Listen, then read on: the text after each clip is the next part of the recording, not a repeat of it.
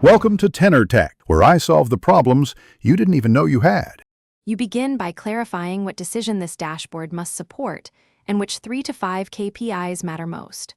Once done, pull your raw tables into Excel tables and create named ranges so formulas stay stable.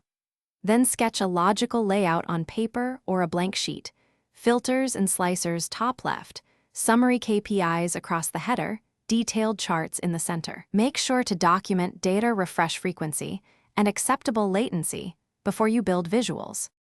Next, transform and model the data so your visuals are fast and reliable. Use Power Query to remove duplicates, normalize dates, and merge customer or product tables.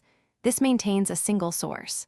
Then load clean tables into the data model and define relationships so slicers cross-filter correctly. Create measures with DAX or structured references for percentages, running totals, and change versus prior period. Make sure to keep measure names descriptive so maintenance stays easy. Finally, build the visuals and polish interactions so users get answers quickly. Pick charts intentionally, trend lines for time series, bar charts for ranking, and scatter plots for relationships, and align colors to highlight variance. Once arranged, add slicers and set visual level filters, then apply consistent number formats and conditional formatting to draw attention. Before you deliver, test data refresh, simulate missing data and extremes, and document one troubleshooting tip. If numbers mismatch, check your table load.